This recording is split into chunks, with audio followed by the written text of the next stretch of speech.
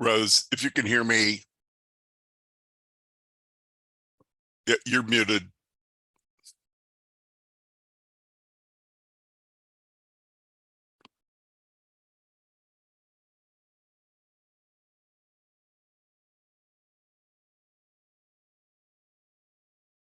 In either case, I'm running down to get my regular glasses. I'll be right back. I'm just going to leave myself live. You're muted. That's what I'm going to say. Should be, at least it's showing in the upper right-hand corner of mine. See, there's a blue thing up above, or there's a little microphone down by your name down below on the lower left. Click on that. There's a microphone with a line through it.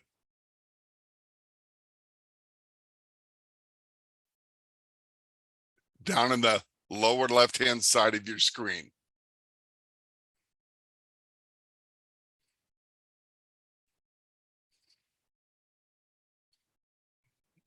That's all right. I'm just going to run down and get my other glasses.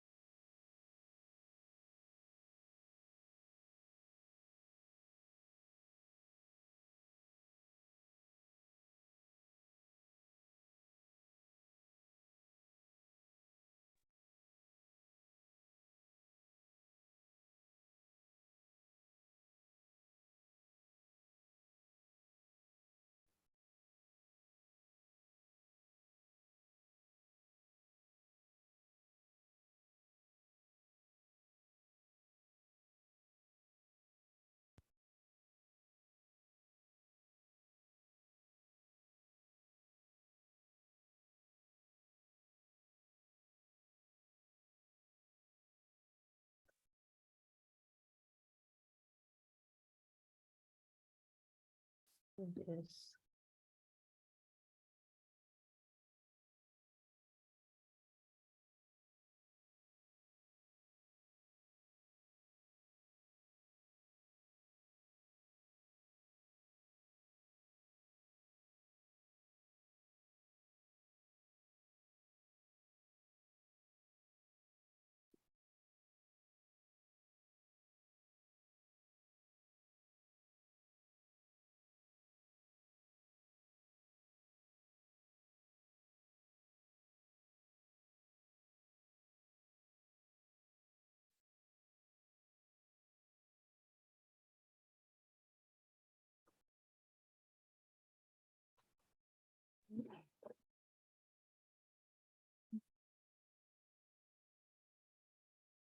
We should turn off that line.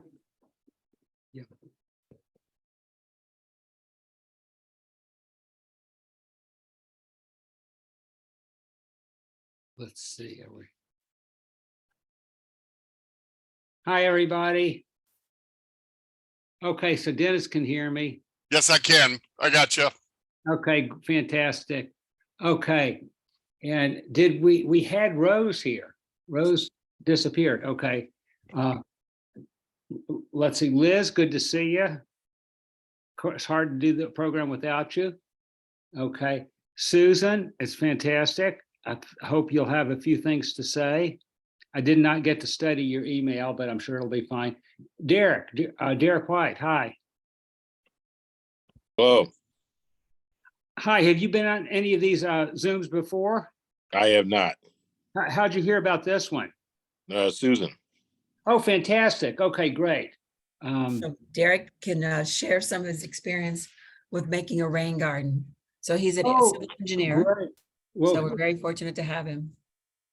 so to make a rain garden, do you just dig a hole in the ground and put a bunch of roses in it? Pretty much, some Okay, bad version. okay.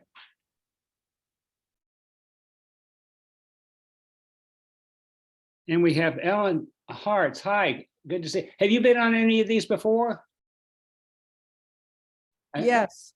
Okay, fantastic. Good to see you again, though I can't remember, but anyway, so we got Peter here. Peter Burgess, we got Liz Hubert, okay. Derek, okay. And we got Bob Chris. Hi, Bob. I hope your vacation is going well. Everything fine.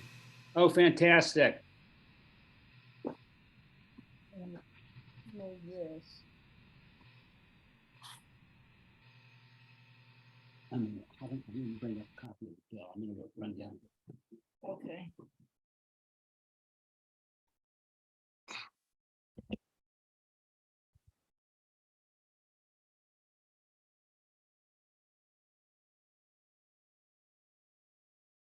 Hi, Barb.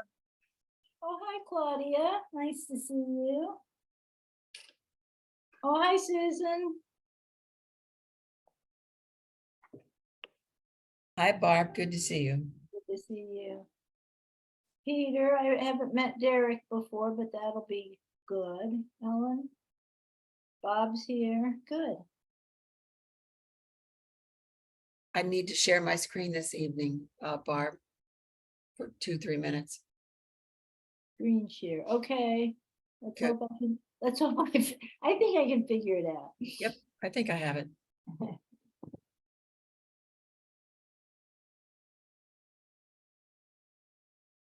Hey, we got Claudia. Good to see you, Claudia. It was a nice article, Dawn. Yeah, she's a very good author. And we got Samantha Campisi. Samantha, have you been on before? I have not, no. How'd you hear about the discussion tonight? So I am a policy intern at Missouri Coalition for the Environment this summer. Oh, good. So Yeah. that was my channel. Oh, fantastic. So you probably know Jalith and you know Melissa. Yes. Okay, so we work with them a lot, wearing different hats. Sometimes it's pesticide concern, sometimes it's flood concern. But we work with them a lot. And sometimes it's hog farms. Okay. Awesome. So Liz, are you gonna show the slides, or is Max gonna show the slides? So Max is gonna run the slides. Okay, And Suzanne also said she wanted to share screen at some point. I have about 1, 2, 3, 4 slides done, and I took Costco off. okay, good. That sounds Oh, great. that you do the Costco, great. Now, the thing which is going to be a challenge is that Joe, who set this up, is not going to be able to be here because he has to work. Hi, Max. And that's I'm always nervous when that happens because he says, "Oh, it's real easy. You just anyone can share slides, share screen." So And there's a share screen. here. yeah, so let's just hope that sharing the screen actually works. Hi, Richard.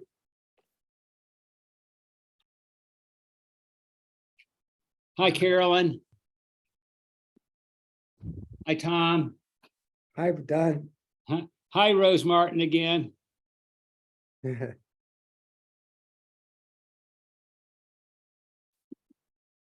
Ah, there we go. Maybe. Hello. We don't see as much now that the weather's hot. We don't go to that park very much, the vacant lot. Yeah. I'm sorry. Yeah. Hi. But I miss that goose looking at us and watching us.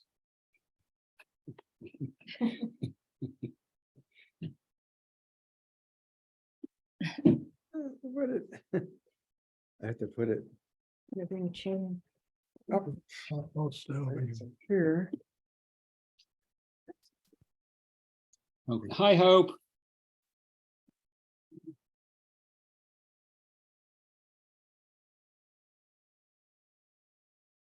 Listen, Max, why don't you go ahead and test out?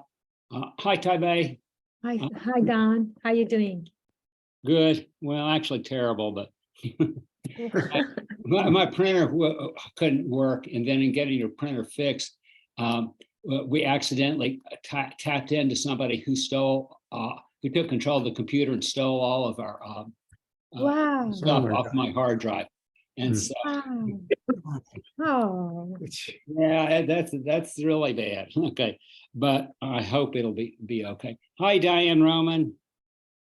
Have you been on any of these Zooms before?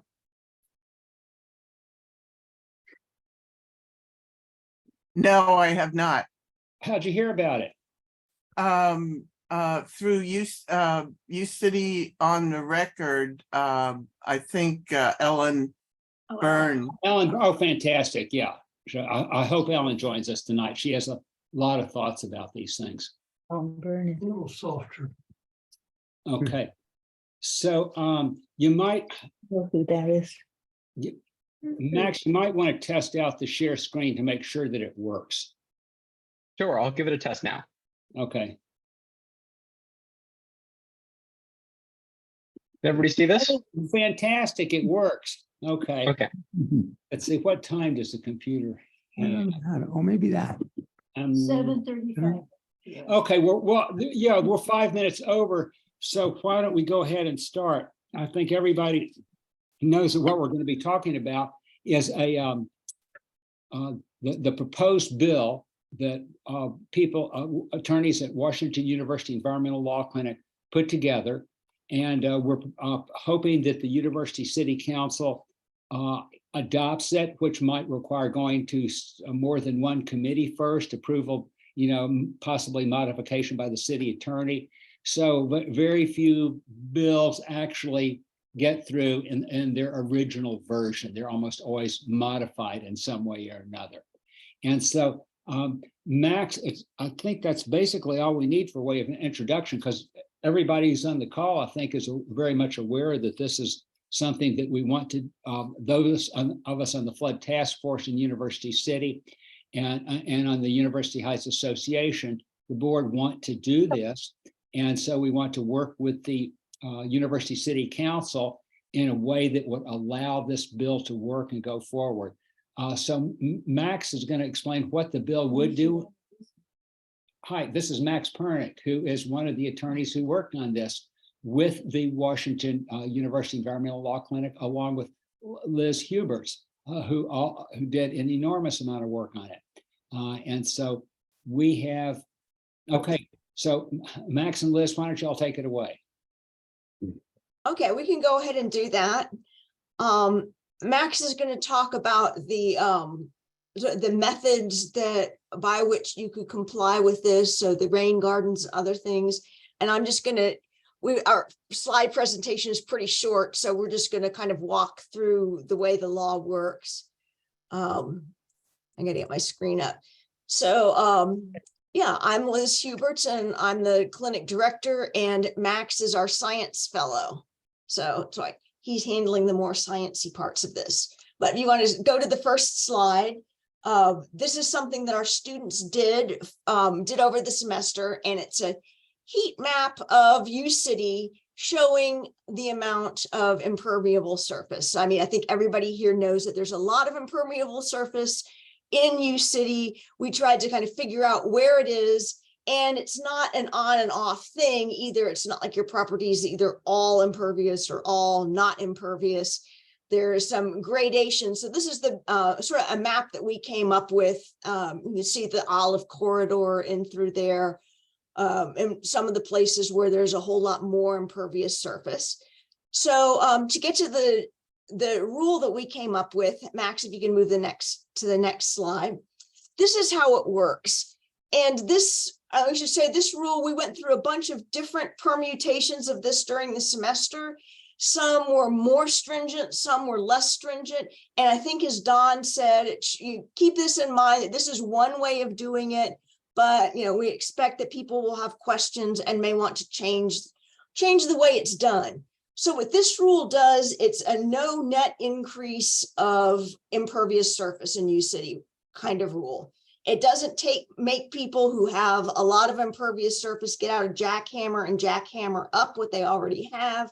But it does say that if you're going to make any changes to any property owner in U-City makes changes to your property that increase the amount of impervious surface, then you have to, as property owner, make up for it in some way by reducing the amount of impervious surface, or really the amount of stormwater that leaves your property. You can do that by storing it, or you can do it by infiltration. So this is what the property owner, you make a change that increases impervious surface, and the way we've defined it is we used a very small amount to start with. So a patio that's about 10 by 10 is kind of what we were thinking of as the minimum that you could do. Concrete, your patio is concrete, it's impervious. And in making that 100 square foot patio, you have caused an additional 60 gallons of stormwater to run off that patio and run into the system, adding to the stormwater sewer problems that everybody is familiar with in the river de Pere. So the idea is that if you make this kind of a change, you have to do something that will offset that change. So in this case, for starting with a 10 by 10 patio, which is about, I looked at a bunch of different ones. It's about the size you put like a round table with 4 chairs on it. So it's not really very big. That would be the equivalent, would be 1 rain barrel. Rain barrel just meaning that you divert the water from your roof that now goes straight into the system. You put it in a rain barrel, catch the water. If you can go to the next slide, I think we have a rain barrel picture, or maybe not 2 slides along is the rain barrel picture. But that's what it looks like. And then if you can go back again, Max, thanks. Yeah, so that's the idea. Bigger changes, if you built an addition onto your house that was many square feet, you might have to do something more drastic than that. The important thing to remember is it's only new impervious surfaces. So you don't have to do anything with your existing surface. If you never do anything to your property, you don't have to worry about it. And the surfaces have to be impervious. You could put up a patio that was made out of pea gravel, for example, and that would be pervious and it wouldn't count, and you wouldn't have to do these offsetting kinds of things. We've come up with a list of some of the offsetting things. You can go to the next slide, Max.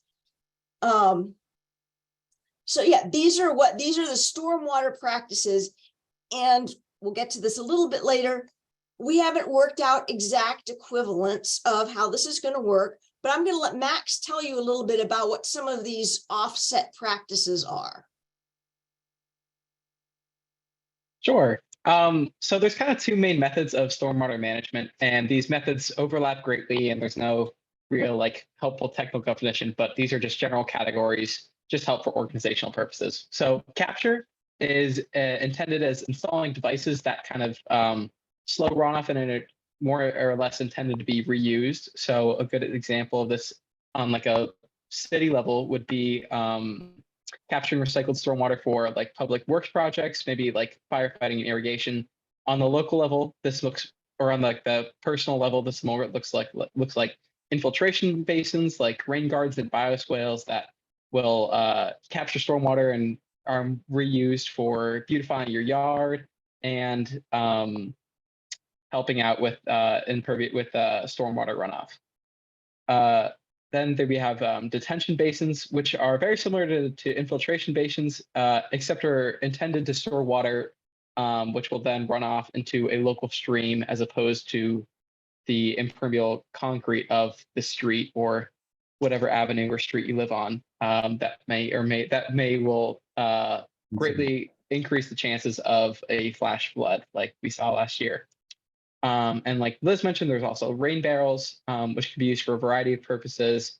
Once you've collected the water, like watering your garden or any other services that might need water, like washing your car, just with that spare water.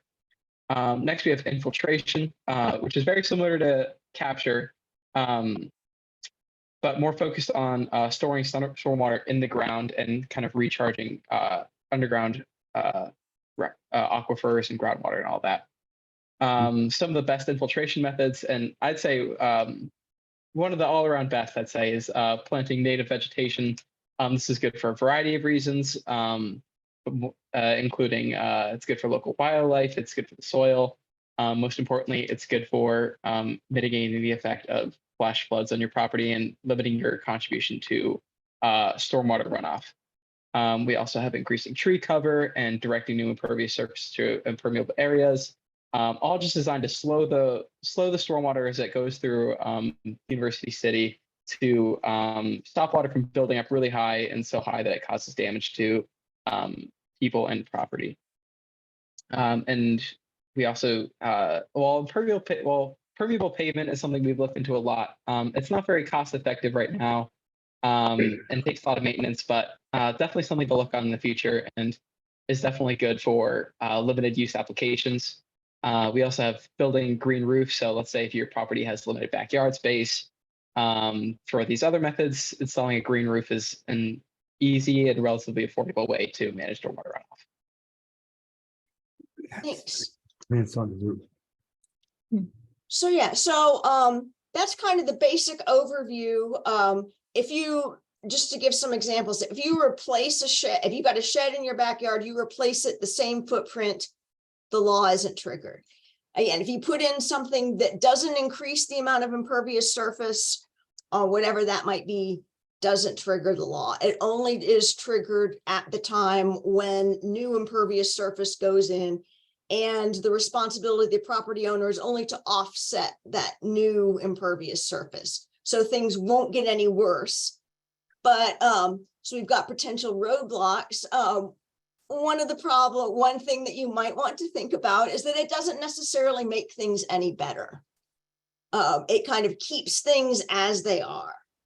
Now, there are many to do something that would be more stringent, really impose some burdens on people. It was going to be a lot harder, both probably legally subject to challenges of various sorts once you start telling people what they can do or can't do with their property, and just probably politically. I mean, that's not really what we're here for, but this is why we've ended up with the version that we have that kind of stops things from getting worse. And of course, people are free to do other things and we'd encourage them to do that, but that's really beyond the scope of this law. This law just says, if you're going to increase impervious surface, you have to do something to stop the stormwater that new impervious surface that you've created would otherwise send into the system and adding to floods. So these rules are based on rules that other cities and other cities in the St. Louis area, as well as across the country, have. The amount of impervious surface that triggers the law coming into effect, that's subject to negotiation. We picked something, I think that Don, you said you got it from Bob Chris, the sort of 10 by 10 equals the But, you know, it could be, you know, something larger than that. That's a pretty small space to start with. Another problem that with the law, the way it is, and this is something that you have to think about, is enforcement.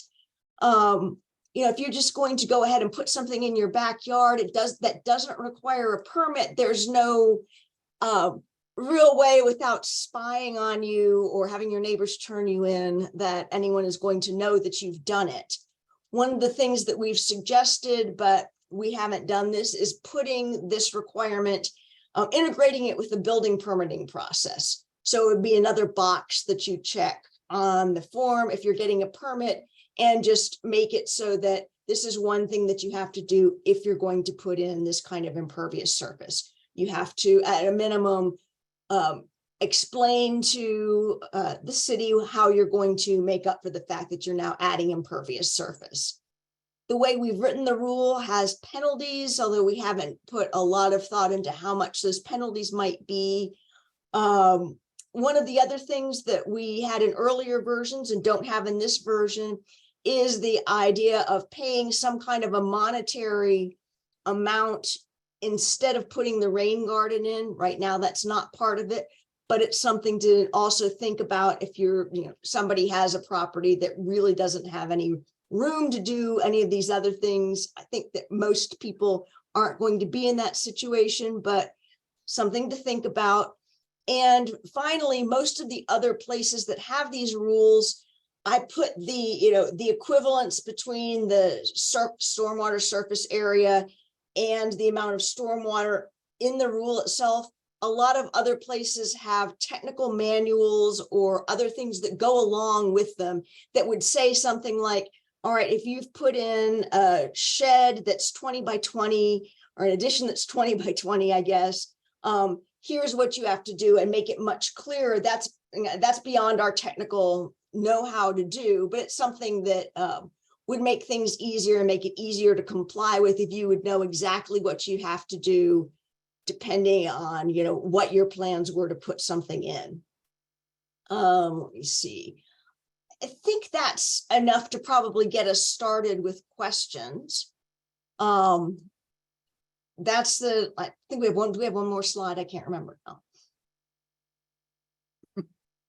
No, there are additional ideas for, so again, these are some other things that you might want to consider. So eliminating parking minimums or imposing parking maximums, mainly for commercial properties.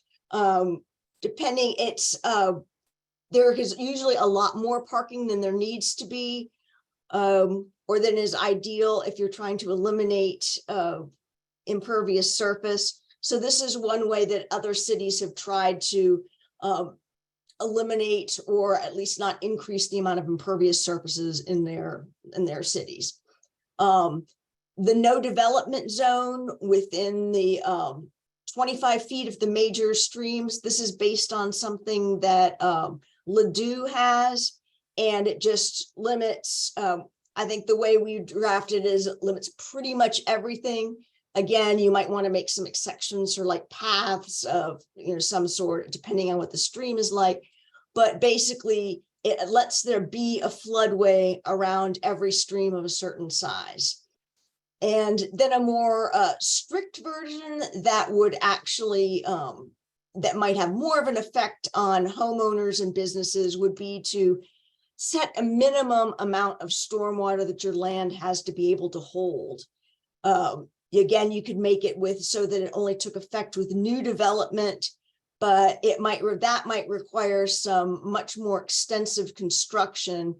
In other words, if you're adding a shed, it's not just that you have to make up for the shed, but you have to make sure your whole property isn't discharging stormwater above these ordinance minimum that it's allowed to charge. So that would be a more strict and more stringent rule that would have a larger effect. But again, it's also much more expensive and much harder for people to comply with. Okay, so now that's the overview. We got through the slides. Let me know if you have any questions. Oh, okay. Now I got a question. Okay. And then there's one in the chat too. Okay, well, I haven't looked at that one because what you're saying was so fascinating. I could not even take my ears and eyes away from it. Look in the chat. But what I wanted, and this could be a real flaw in the bill because we don't know how much, how much of what you would need to do to offset the water. In other words, how many trees would you have to plant? How big would the rain garden have to be? How big would the bioswale soil have to be? How many native plants, how much area of native plants would you have to plant? And if we don't know that, it's kind of hard to go forward. I would just like to ask, is there any engineer who knows something about that in the audience who might be able to help us out? But Don, this is. Well, Susan lo and behold, it's Susan Armstrong Armstrong. coming in to save the day. Well, what do you Thank have you. to say about that, Susan? I just build a little bit of credibility. I have a master's in civil engineering. I'm an HSE. That's my specialty, health, safety, and environmental engineering.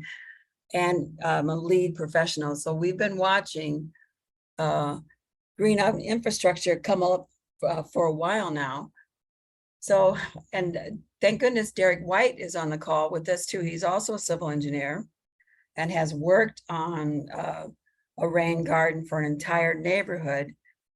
So, and again, I have my rationale and I'll cite my references and I'll let Derek cite his.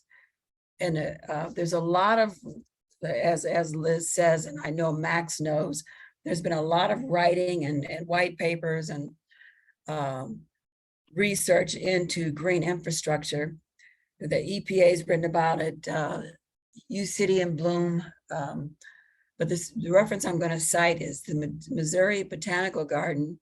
It says if you're going to put in a rain garden, you figure out the drainage area, you take that area and it's going to be, and you build a rain garden 5 to 1. So for the area that's being drained, 5, and the rain garden is 1. It's going to be that. So if you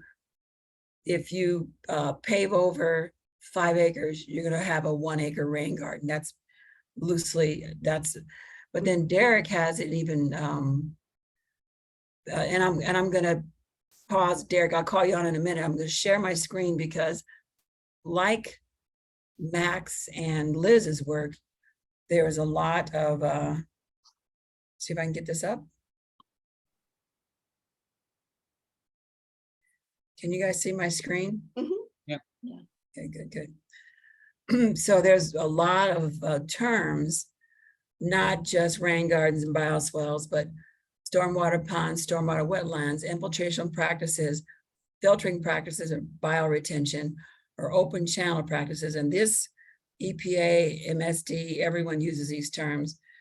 There's dry detention basins and wet detention basins and stormwater wetlands, and then cisterns that are underground to hold large quantities of stormwaters. Think of it as stormwater loading, what runs off of your property into the common channels. You want to minimize that loading and slow the water down on your property as much as possible. So here's a rain garden submitted to us by in Webster Grove when it first went in. And then this is the point where I'm going to ask Derek to join us. And this is a rain garden at Natural Bridge in Clara, which was designed to collect the rain stormwater off the entire block. Derek, are you still there? I am here. You want to share this experience with us? Yeah, I mean, like, so this is my, I guess, my one and only rain garden design that I've done. And can you guys hear me pretty well? Yeah. Yeah, perfectly. So like when we do the design, we do it based off of, like, in the city, they're going to have zoning for each lot. So each lot is going to have a certain zoning type, and we're going to derive our impervious area percentage based on that. And we're going to do a drainage area map, very similar to the way the Botanical Garden says to do it. But we don't have like a, 5 to 1 or 1 to 5 kind of ratio. We calculate exactly how much rainwater is going to be coming based on like 1.14 inches, which we did in this particular design. And, you know, after we figure out how much water is coming to that, then we want to build a rain garden to a certain depth and a certain, you know, side slope. So it could be 2-to-1, it could be 3-to-1. And, you know, we just kind of want to determine how much water quality volume that we need. And this one here has like a pre-treatment area, and it has the main bay that it drains into. So this is kind of taking care of existing flows, nothing necessarily additional. And this is on a much larger scale than what somebody would have in their own backyard. But, you know, I think just kind of looking at, you know, this particular project here, I think the amount of, you know, area of the rain garden that I need based on the, you know, an area that's mainly residential and partially industrial, I think it wound up being like 1%. 1% of the, like if you had like an acre, you would need about 435 square foot rain garden area. So that's kind of how we design it. So there's a lot of parameters. You know, you can make your rain garden deeper, you can make it wider, and basically we want it to drain in a certain amount of days. So if we wanted to be able to drain that entire capture within like 2 days. So that's kind of how we've gone about it. Now, Derek, you've said something I thought was very interesting that I want to bring this into the conversation about rain gardens and bioswales. You said pre-treatment. So in other words, you're allowing for pollution capture in your rain garden in addition to stormwater? A little bit, yeah. You know, and that happens in that 4 bay. If you look in that picture there, you see those large stones. You know, that's supposed to help. Yeah, that there. You know, that's supposed to help capture, you know, some of that and kind of keep the rain garden area itself a little bit, you know, cleaner. And it also adds additional capacity to the rain garden itself. You know, the rain garden is usually a little bit deeper than the 4 bay. And like I said, with my limited experience on this, you know, like I said, it adds to the area. If you didn't have like a pre-treatment area, the rain garden itself would be a little bit larger. Okay, well, listen, Susan and Derek, listen, this has been very helpful. And so am I correct in summarizing the essence of what you're saying is that the data is all out there and we can, people are available to work with University City, whether it's the forestry department or whatever department, to come up with precise calculations of if people want to add on 100 square feet, 500 square feet, whatever they want to do, then there is data there that tells them how much of each type that they would need to do in order to accomplish that goal. Absolutely right. You're absolutely right. Even the Arbor Day has a website where you can calculate how much stormwater a tree will capture based on the size of the tree. Okay, so the data's there. And so basically it would we would need to find people who have experience with it, who know how to use it, to team up with University City to make sure that this happens. Okay, the next person I would like to recognize is Dennis Fuller. Dennis, are you there? Oh, okay. Did we lose Dennis? I guess so. Dennis is our representative from University representative from Ward 2. We'll hope he comes back. Is there anybody else who has a question or comment about anything that the attorneys have discussed? I do. This is Ellen Hartz, and Yes. I am thinking about how tear downs change the permeable surface. In my neighborhood, I live on Washington Avenue, a few houses east of Hanley, and we have had 6 tear downs in one block, and they take a small house with some green and make a 4,000 square foot monstrosity that's totally impermeable. And then the runoff goes into the street. And I think that as an municipality, we should have regulations about how you, as a homeowner, no, as a builder, you have to manage your stormwater runoff from this massive roof. And I see in my own neighborhood how that is not happening. So if this can be added to the bill that you're proposing, or the whatever you're calling it, that would be great. Also, I am a member of the Plan Commission and have looked at 500 million plans for the 170 and Olive development. And I will tell you, and this is a very different topic than residential runoff, but we have been absolutely dogged in enforcing what falls on your property stays on your property. There are great, all the different things that Susan put up when she shared her document. We have bioswales and retention basins, and well, I just want to say, I hope you have confidence in us, because we have been extremely vigilant. And I personally have insisted that the plants that are planted in any of those water features are natives. And that is happening. So that's what I have to say. Perfect. I would like to add too, this is Diane Roman, since Ellen mentioned those things. I was wondering how the planning commission, I don't know if there were other meetings, I have not participated, but in my neighborhood on Little Lindell just west of Washoe, there's been infill building, and there are builders that have done a lot of work in the last 5-10 years and building large homes on small properties with a lot of, they're taking away a lot of green space. And my feeling is that I have one such next to me, that is the planning commission lax with some of these, or whoever deals with allowing this kind of thing.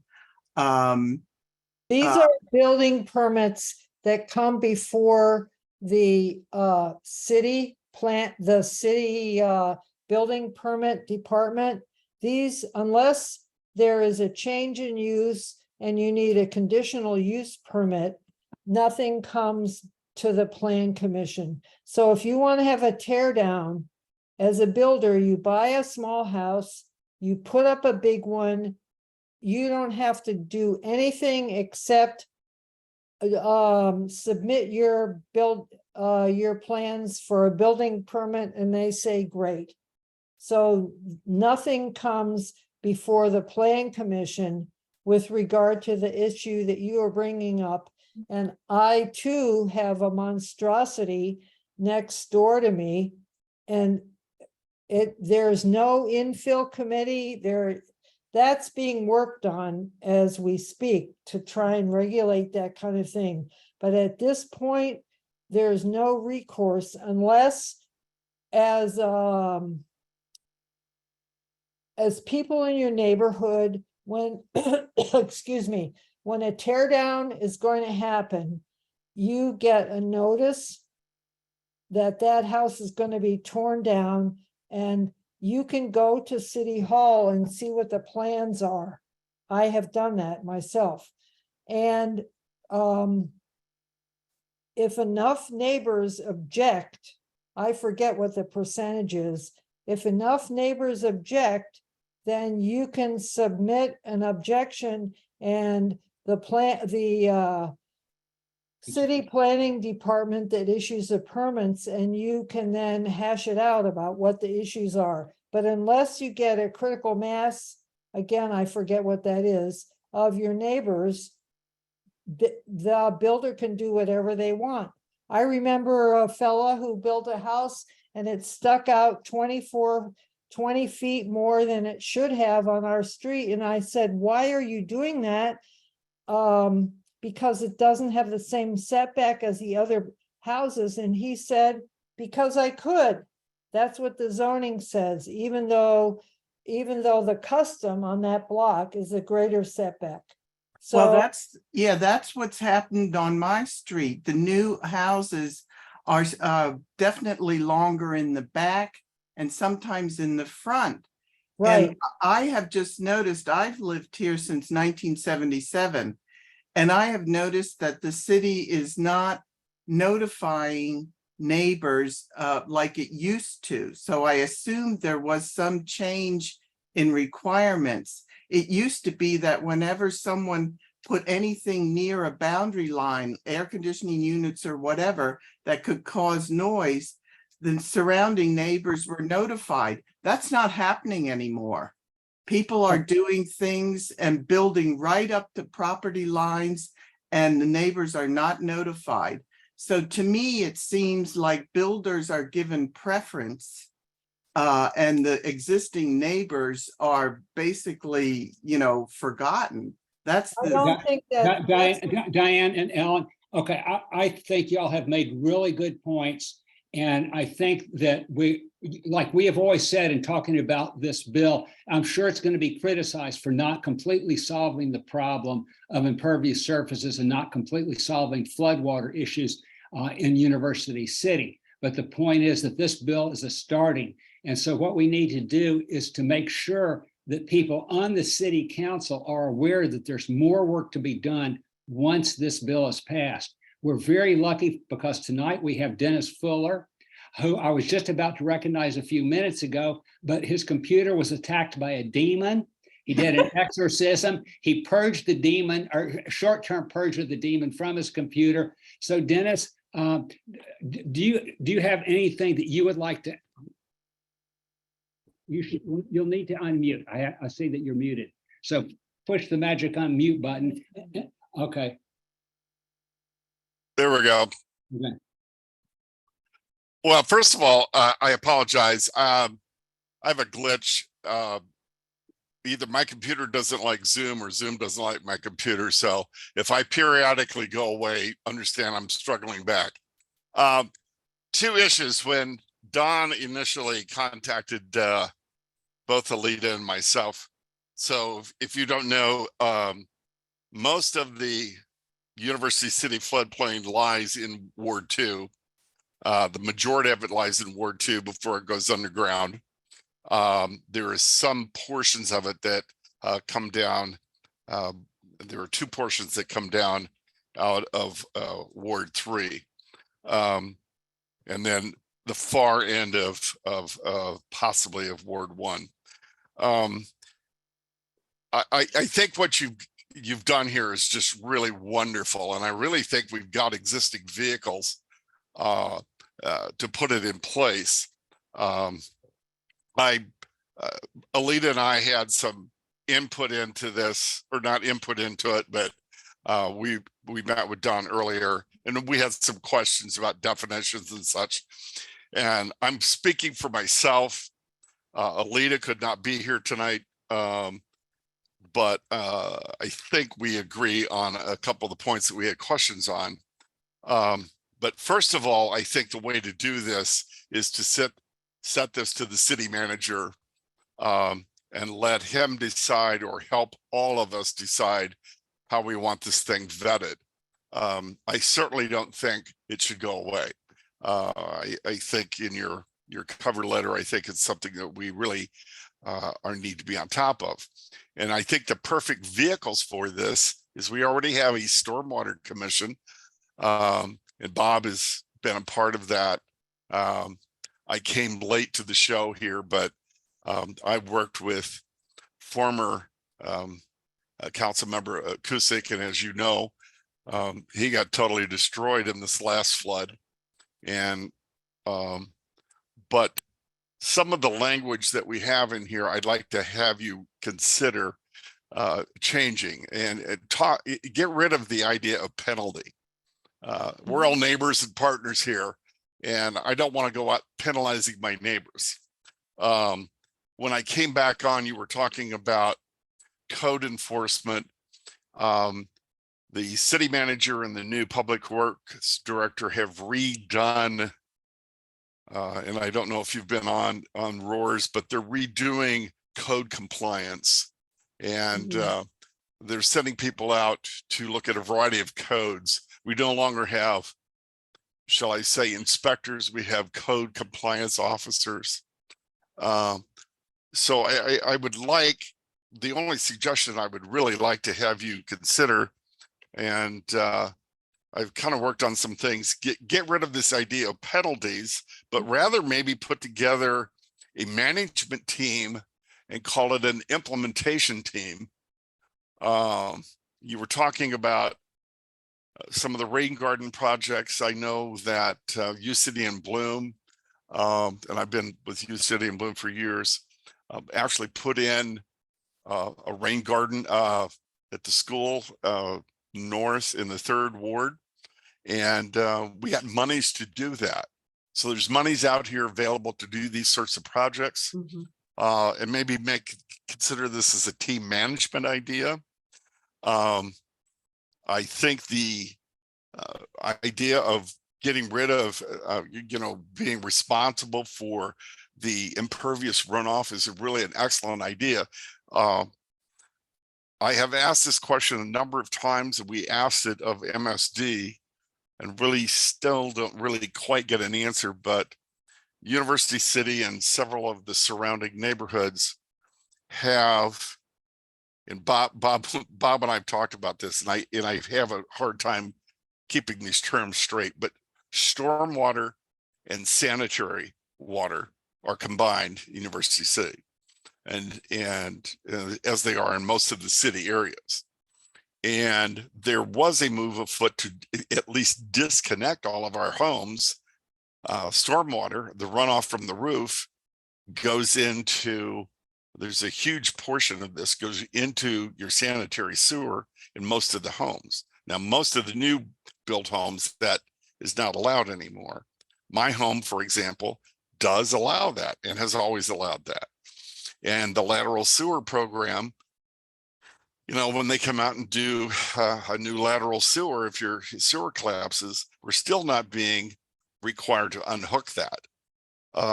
So I don't know how that connects with this sort of thing, but let's get back to the basics, and then I'll shut up.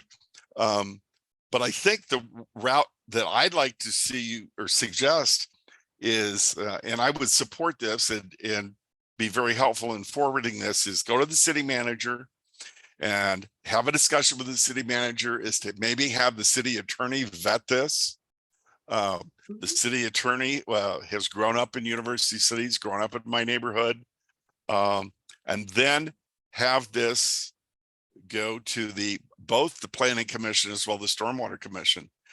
The Planning Commission literally did a presentation to those of us on the Stormwater Commission about, we're looking forward down the road as to how we should plan for this. This fits perfectly into this.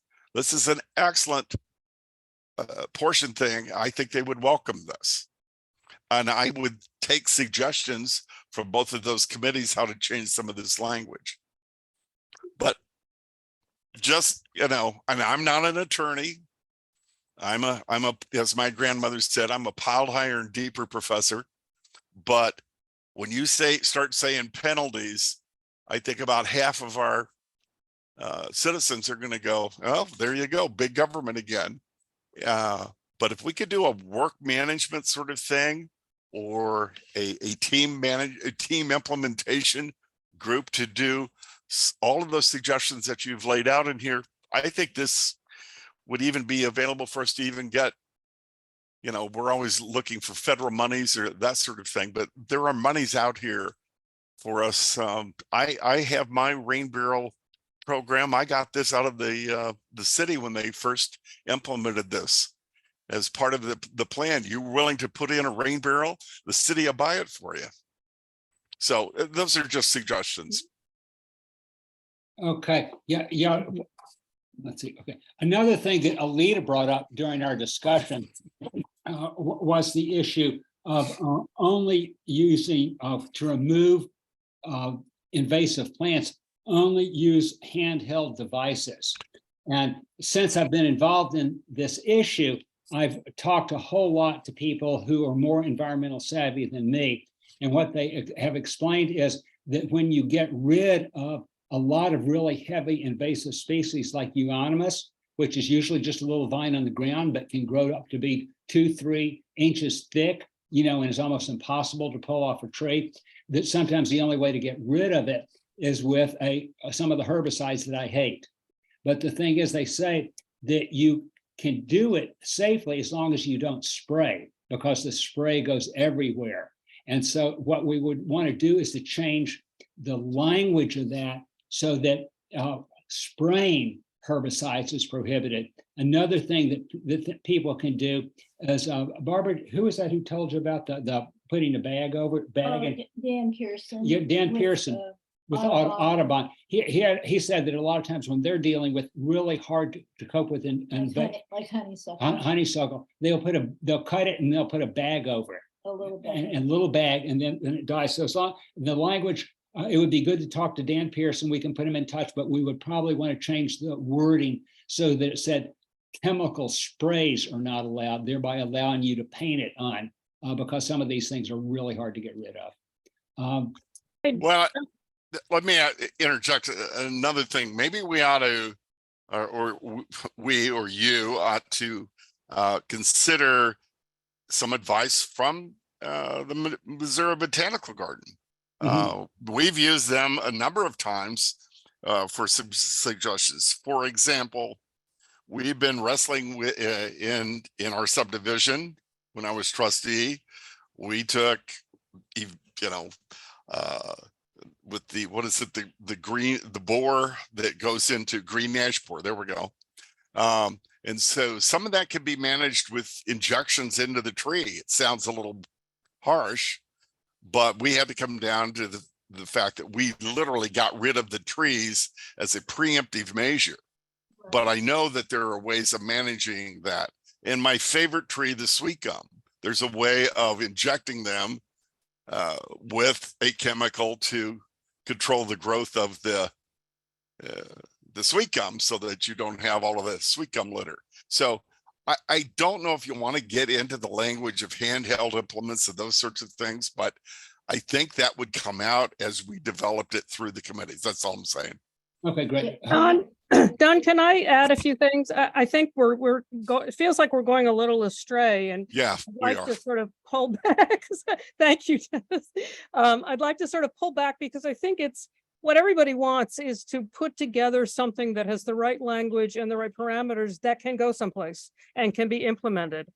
So I have sort of two things. We started talking, as Susan and Derek talked about, that there is data out there of how much water does a tree absorb, how many native plants or square feet of native plants do you need, what size does your rain garden need to be. Another thing that I think we should think about all of the things that people could do, and how do we build an equivalent for that. And one of the ones that I was thinking, and it goes to the botanical garden. If you go to the parking lot of the botanical garden, there are a lot of trees that are planted within the parking spaces. They provide shade, but you also look at the ground and they have permeable bricks laid around them. Now, I believe that you're not supposed to park on them, but they allow the water to come down to satisfy the trees' needs and eliminate runoff.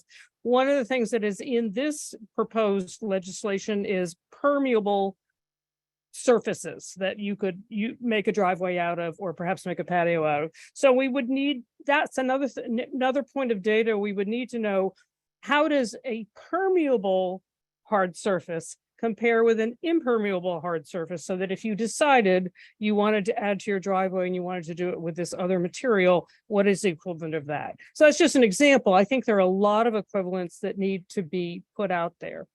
The other thing, I was interested in what Dennis said about putting together a management implementation team. Is that, Dennis, are you thinking about that citizens that come together and are part of a volunteer army? Well, that works for the city? if you look back at when we had our initial flooding, and I'm going to go back, Paulette Carr put together the Stormwater Commission. That came out of a citizen sort of thing. So all I was suggesting is yes, or build into this I don't know, a citizen committee or an implementation team that would come out of this as a way of, look, these are, we know that these are solid projects that you could do.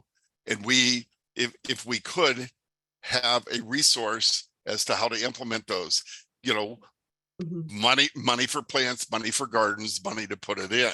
But yes, be that sort of a team rather than go out and say, okay, you're not in compliance, we're finding you $50 here. Right.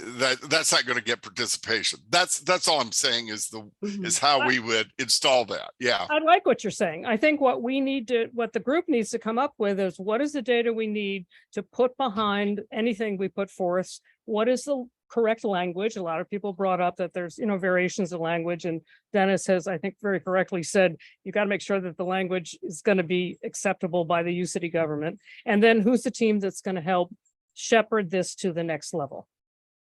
So I just think those are concrete things that need to be done quickly. Okay, everybody here should have my email address, so I would encourage everybody, if they have specific language substitution they'd like to have, the more specific it is, the better. And then I could direct that to the legal team, so that would be really good to do. And Jackie McMillan, am I pronouncing your first name right, Jackie? Yep, that's right. Okay, fantastic. You had a comment in the chat. Could you tell everybody what that is? Yeah, sure. I'm just more thinking of, if you're going to get buy-in for this piece of legislation, which has a really good purpose. I don't think anybody is arguing that it's a bad reason to do this. But if you want more people to buy into it, we've got to have more ideas of what costs would be upfront for something to do on your property. So one of the things that my friend in Ann Arbor, who is a master rain gardener, does is she actually goes through to neighborhoods and she goes and provides information to families that might want some help ahead of time and figuring out, like I've only been in our house for 2.5 years at this point in time. There's some updates we want to do. So if I know that I have to do like a rain garden, or maybe I don't do an update, but I just want to update a rain garden, to know those costs ahead of time, or what's possible within my space first before I start planning, a new, driveway pad or whatever it is.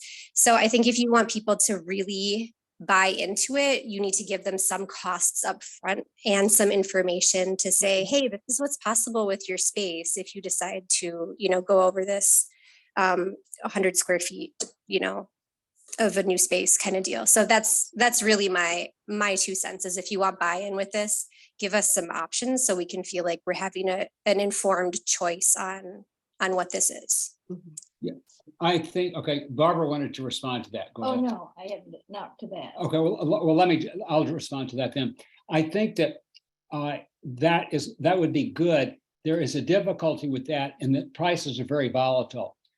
Most of the prices are going to go up over time, but if somebody finds a better way to do something, the price would go down.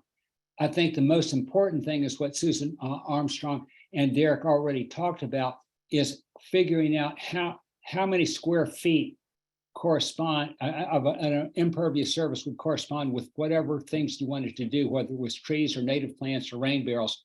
Because then once you have that information of how many square feet you would need, what you would need to do or what you would need to plant, you could then call up one of a number of shops and say, how much would it be to do this? And I know when I've had work done in my house, I frequently have costs that vary, like 9 to 1, just an enormous variation in the cost to do things.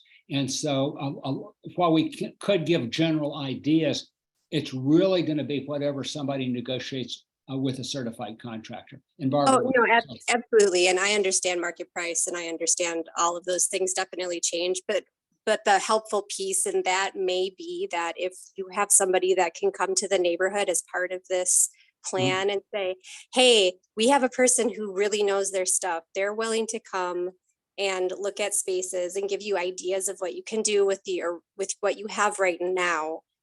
And then from there, I mean, prices obviously are going to change, but I don't know if I can have a rain garden in my space. I'm not sure. I would love to. I have a rain barrel. I don't know where it should go on my house yet. I have an idea, but I'm not sure. So if you have a person or persons or teams that are willing to do that, that could be part of rolling this out. That might be more helpful with the buy-in. I have a comment too. This is Connie Fry. Just a second, Connie. Barbara was next, and then after Barbara's Well, comment. this is in response to what she's talking about. Okay. I totally agree with you with what you're saying. And I think it's, you know, what it is, as a homeowner, we need to know companies out there that do these type of things and services. It's like walking into Schnucks and picking up a potato, and you answered it this way, Don. Well, we don't really know how much, but that potato cost right here at 2 p.m. Give us another time, like at 2:10, we'll give you a price for that potato because the shipping will come in and this will come in and that will come in. And I'm not saying anything against you, Don, whatsoever, because you have shepherded this so far to this particular point. But we've got to find people to step up and show the services that are available to homeowners, like a rain garden. I would put a rain garden and a rain barrel ASAP if I knew who to call on Trinity. ASAP. But you know, it's so fragmented right now as far as these businesses, and we cannot forget about the consumer in this, which is going to bring to the table more credibility for the ordinance and as this moves forward. Because thank you, Connie. That's really what I was getting at, is we Yeah. need somebody that we can contact who knows their stuff. My friend's a master rain gardener. I can give her a view of what my area looks like, and she can help me out just by Zoom. But if I don't have a master rain gardener, it's just a contractor that says, oh, sure, we can do that. And then it makes the problem worse. Well, then the legislation doesn't help me at all. Right, exactly. So and I took a picture of options. Yeah, I took a picture of a truck. I have to look at the name on the side of the truck because it actually, I shared it at one meeting. And it actually, you know, was a company that was doing these things that we're talking about. Oh, okay. Barbara, you want to say? Oh, I just have a quick comment in response to Diane and Ellen's concerns about tear downs, which I have the same concern. Many people in our neighborhood have the same concern. It's been a big discussion in the past about how to address that in University Heights. And so myself and others on the that helped with what we're presenting were disappointed that we weren't including new builds, that we were just including add-ons. I think it's something we should revisit.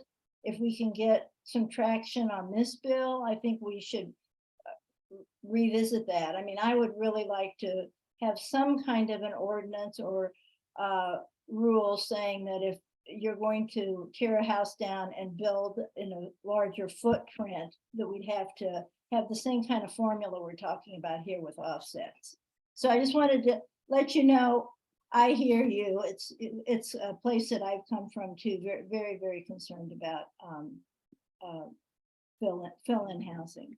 Yeah, and again, I'd like to encourage everyone to who has an idea of what should go into the next round or the third round of legislation concerning impervious surfaces. Please send that over to me, because I know that Dennis Fuller is very worried that he won't have enough bills to work on for the next couple of years.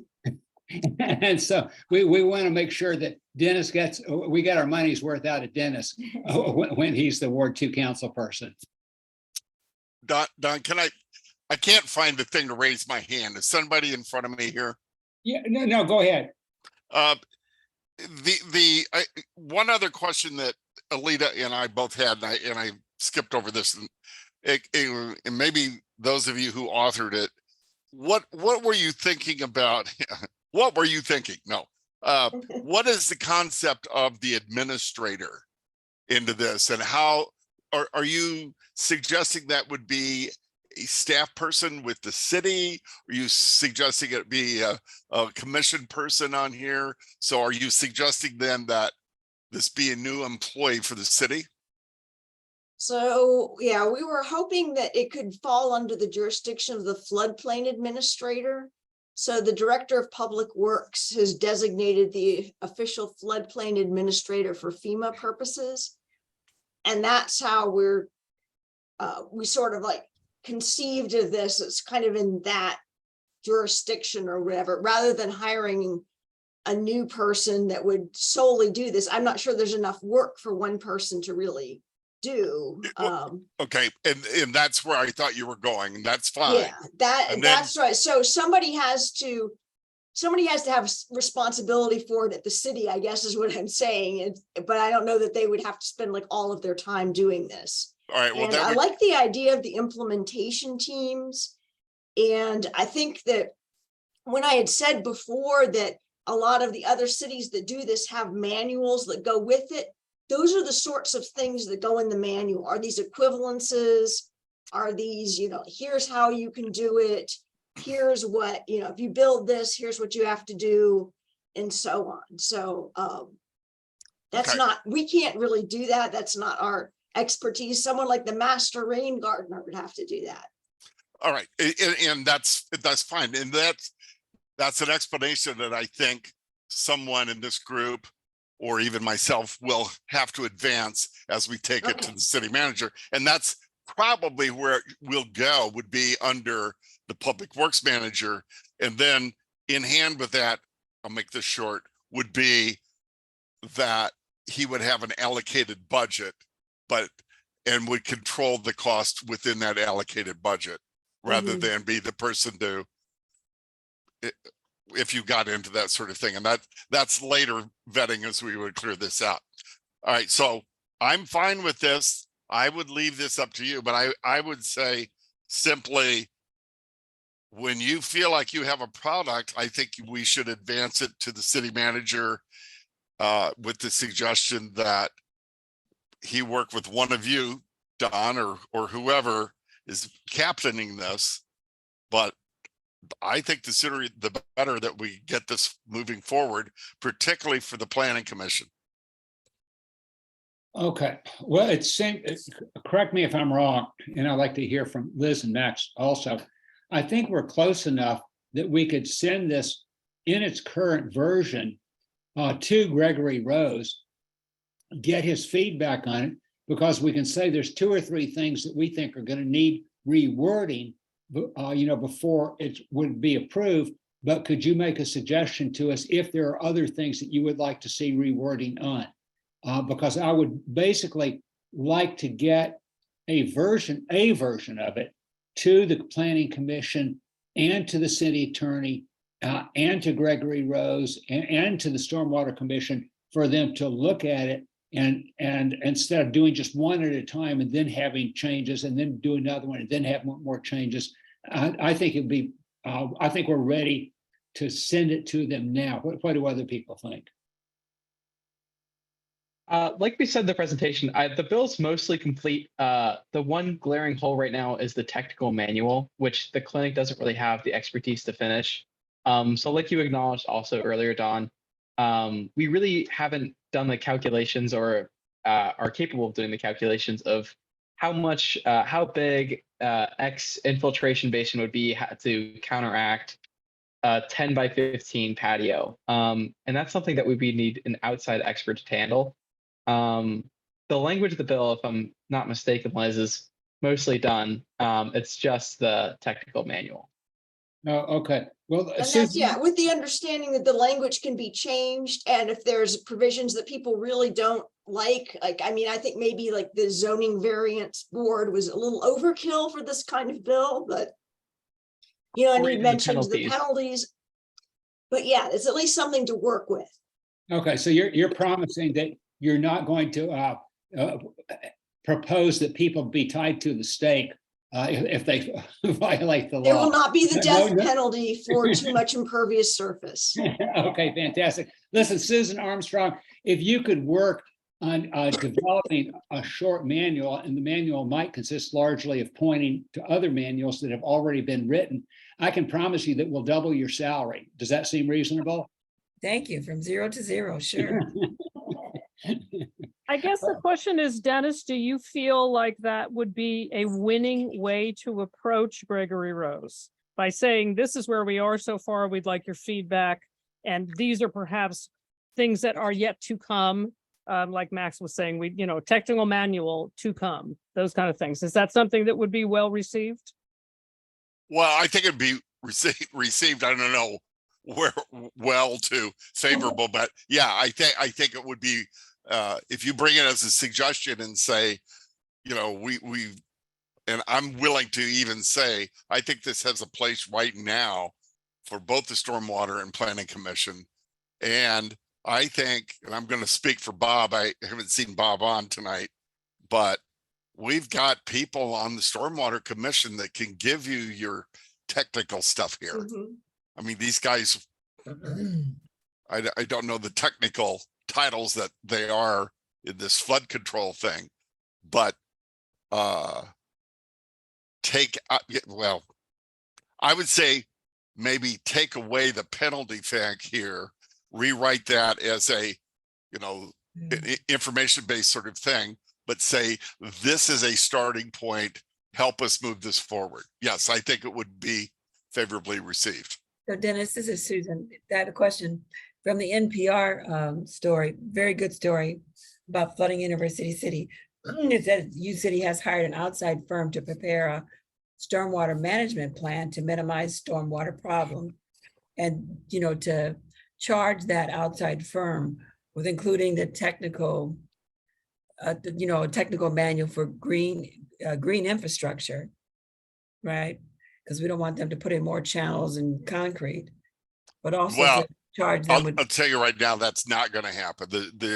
We've had huge discussions of that, even to the point of taking out some existing concrete. But I think the outside firm you're talking about are actually University City citizens, if I'm thinking, and that's why I wish Bob were on here, because I think he knows who that group are. I personally do not know, and you have to understand I'm late to this role as the council person, but we have university citizens that are giving us technical advice that are a consulting firm that the city is hired to do that. Okay. And this is Ellen Hartz. I want to say that if you want to bring something before the Plan Commission, it should be in the form of a request for a zoning change. And all of that would go through the Public Works Director to either commission. Correct, Ellen? Don't you think? Yeah. Yes. So he would help you put that request together. So in other words, we probably would send this to the city manager to then be, I don't like this word, vetted by legal, and then sent on to the Public Works Director for him to put off to the various two committees. And right now, the two committees that seem obvious to me would be the planning as well as stormwater. Okay. Okay, so it sounds to me like the only thing which we really need to do to get it moved, to submit it to the city manager, is to take out the whipping post and and put in something to the effect, there would be a fee that would be determined, by the administrator if people choose not to make any, a fee based upon the number of square feet, a fee per square foot that a person would pay if they choose not to do any of these changes, that would, or let's say the language should be, the person would be required to contribute to a stormwater fund. And that contribution would be based on the square foot that would be determined by the flooding by the administrator based on the square foot of the impervious surface to be installed. So, is it conceivable to use something like that? Still sounds like a penalty to me. I don't know how you want to gift wrap it, but It's like selling carbon capture. You're saying, I'm not going to capture the carbon, but it's like selling credits. You're selling a credit. Carbon tax. Yes, that's what I meant, carbon tax. But Thank that's you. not helping the problem though. I know I'm just, homeowner here. I don't have any of this. That's not helping the problem. So when, we go to look at our basement and we have flooded water, whatever that they've paid into this, if they're contributing to the overall problem, that's not helping. So, if I put up something on my property that's not permitted correctly, I have to tear it down, get the right permit and start over. So I get the not wanting to upset people with the penalty, but we're looking at this, guys. This is our earth. This is our neighborhood. We need to have stuff in place to make sure that it's still here and in good working condition. Otherwise, we won't have anybody in the neighborhood because it'll just be a swamp. Okay, well, Yeah. Dennis, that was a good argument. Dennis, let me ask you, would you feel comfortable taking something and trying to push it forward if it basically said, if you put an addition, of impervious surface on your property, whether business or a home, that you need to offset it in a way that you choose and not have anything in it that you can buy your way out? Yeah, and I think what is it Jacqueline McMillan just talked about is it should be a part of the permit process, I guess. It's just maybe just making it part of the permit situation, and we may also ask for suggestions from the public works director as well as the city manager as to how this could be applied. Okay, so The permit thing might work better. Yes, agree. What do okay. you think about Eric Karsh's comment about take out the floodplain administrator altogether and make it Public Works Department?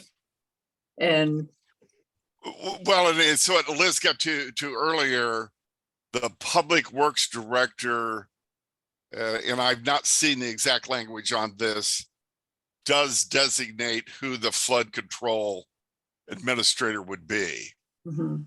So yeah, I think we could take that language out and just say to be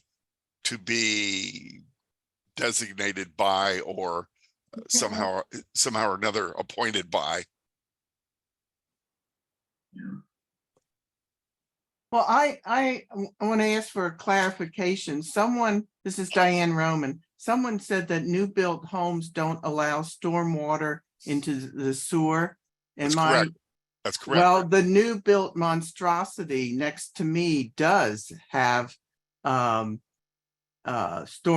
going into the sewer. So I know you don't like the idea of penalties, and I don't think, penalizing individual homeowners. My complaint is that UCity seems to be allowing builders to get away with a lot of stuff. And if I want to be cynical about it, because they bring money into the city by building, and they're getting away with stuff that other homeowners can't. And this is where I have my complaint. I don't know how to respond to that other than saying, I perhaps disagree with the fact nobody's letting anybody get by with it. Well, I have seen, okay. I have seen stuff that did not used to be allowed in UCity, And now it's allowed, and I sort of interpret it that these builders who are and renovators who are doing these things bring money into the city. And I, as an individual homeowner who have been here since the late 70s, I don't contribute as much. So I'm not listened to, and these other people seem to be getting away with things. This is what I see going on. And I don't want to be, you know, nasty about this, but I'm not stupid. All I would say is, if you're actually seeing that, bring it to our attention. I will get an answer for I you. have been to meetings in the past where people there have, unknown to me, have called me out and said I should not open my mouth because they didn't like the kind of complaints I was bringing against the businesses and stuff that I'm referring to. So there have been people associated with the leadership in U City who have been unkind to individual homeowners like me. I've experienced it, so I know what I'm talking about.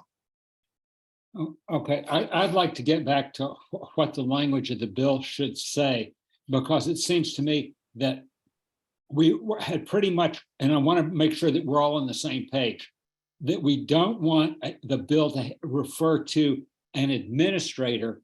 We just want to say that this will be, we don't want to have a position of administrator, but just say that the public works director will determine how this would be done, something to that effect. Is that what we're asking for, Dennis? Or maybe just say, would designate an administrator. Or designate, okay, Liz and I Max. mean, I think you make it that simple. Okay, that sounds like a pretty simple thing to do. Okay, great. And so are there any other, okay, again, if people have specific language that they would want in the bill, I mean, the language is better, specific concepts are not as good because they're sort of hard to translate to language, but please be, you should have my email address, send it to me, and I will get it to the Washington University attorneys and then to Dennis. And I take it, Dennis, you want me, as soon as we have these tweak, I would call them tweaks, not major rehauls, in terms of the punitive, take away the punishment and say the the administrator is determined by the correct department, then we have it and we're ready to send it to, you want me to send it to Gregory Rose, is that correct? You know what? I think we can send it to Gregory Rose. I'll help you do it. Okay, so we'll co-sign it, and we'll co-sign it, and then it'll. And I suggest, because it's coming out of Ward 2, we'll give Alita an opportunity. I think that she should be on board with this as well. Oh, absolutely. So be all. I mean, it would just come from the Ward 2 council people and your committee, and then from there on they could communicate with your committee. I'd be happy to be a part of running that forward. Okay, great. Of course, anything that comes to the committee, we would, I'm close to 100% certain we would send that right to the attorneys to say, does this contradict anything else in the bill? Because it's easy to write a bill that exists as a totality, and if you tweak one part of it, that may mess up another part of it. And an attorney can see that, where it would go right by me, just pass by me. So Liz and Max, I hope it's okay if as we tweak things that I send the concepts by you so that we don't mess your work up at all. Okay. Are we on the same page about the use of the word penalty? We're going to purge the word penalty. But what about what Diane and Jackie had just been talking about? Like somebody needs to be. Okay, well, what I think we've agreed on is that we're going to propose that the bill to say this is a requirement. If you add impervious surface to your structure, then you need to allow for the rainwater you need to compensate for the runoff, period.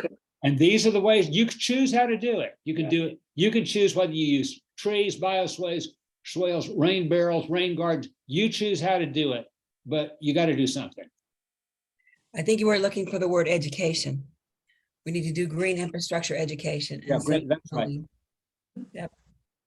Yeah, because I'll share this. When I first read the part of the bill that said you can buy your way out of it, I told Liz and Max, I said, that sort of reminds me of Gangster, New York, where you could buy your way out of the draft during the Civil War. And so in order to get compliance, Lincoln had to order the bombing of New York City. So we don't want anyone to shoot bombs over University City. that would be a very bad idea. Just to make it part of the permitting process. Yeah, yes, Bob. That's the way to do it. Exactly. That's what Jacqueline has suggested. I think just make it part of the permitting process. Right. And we would want it, we would need to work over time with the forestry commission or whatever, who would ever sign the permit, so that there's clear and simple ways to do that.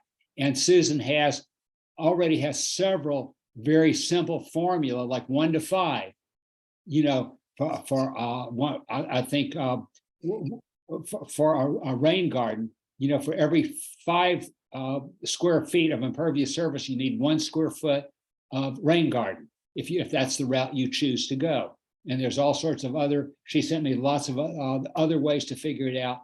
And so a person would just have to say, this is what I want to do. And then the permitter would say, okay, the person's done this, I'm going to check it off, or no, you have too many square feet for 1 rain barrel, or too many square feet for 2 rain barrels. Either you need to get another rain barrel, or you need to do something else, to deal with that. And that just be part of the permitting process. Don, can I ask a question? Sure.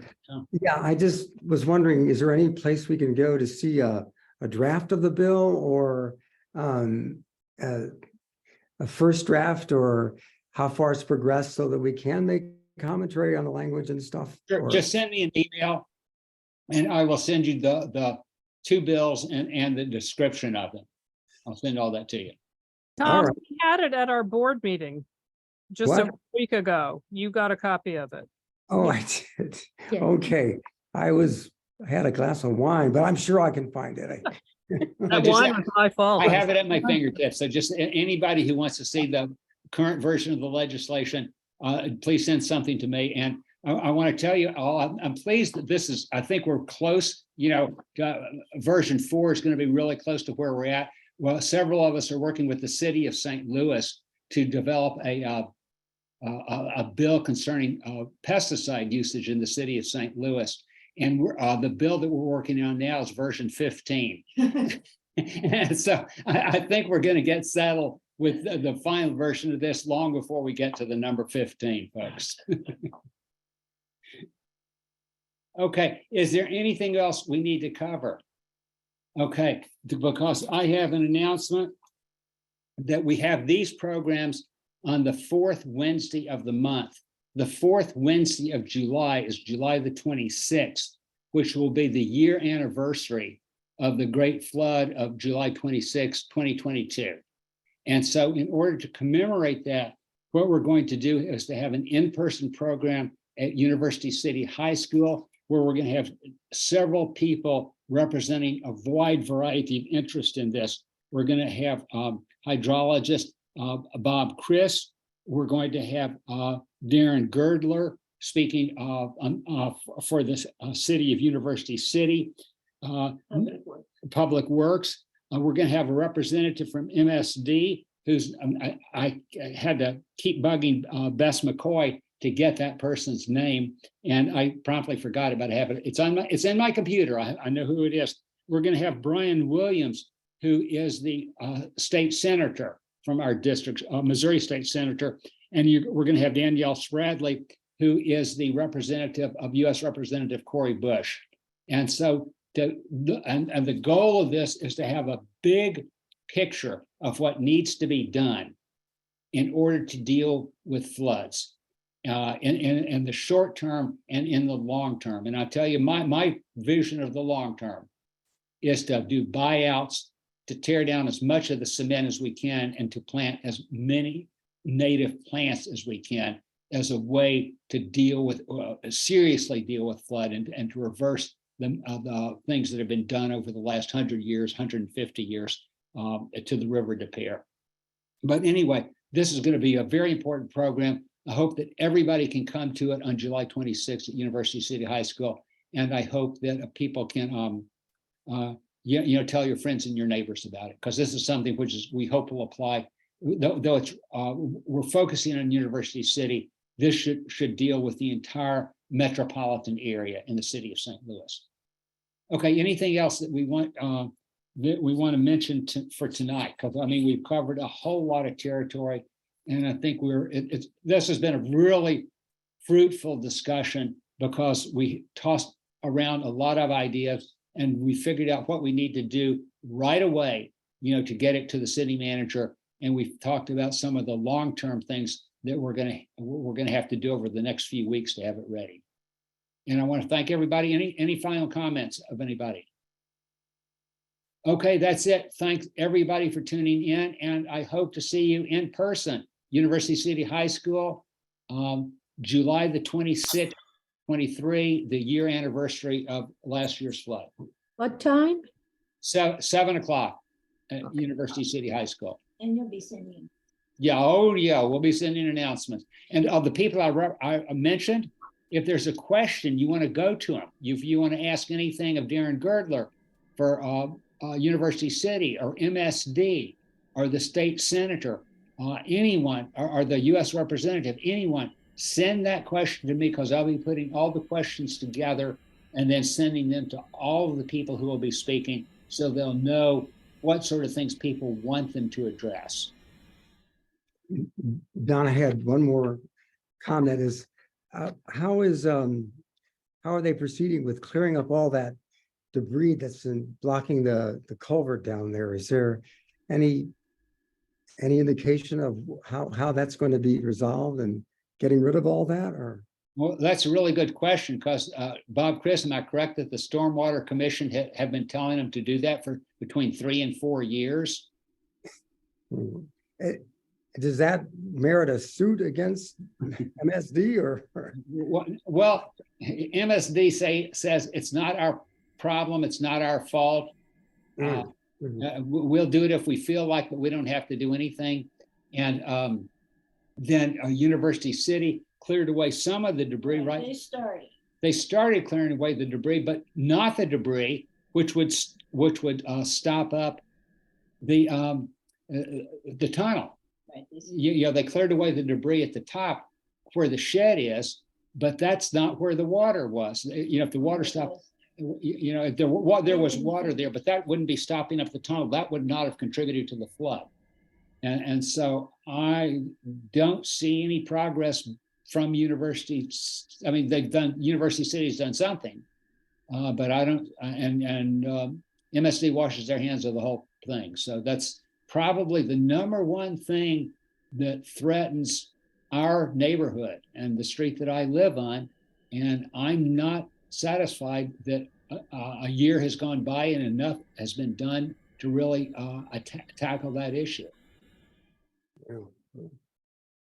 That's scary. Yes.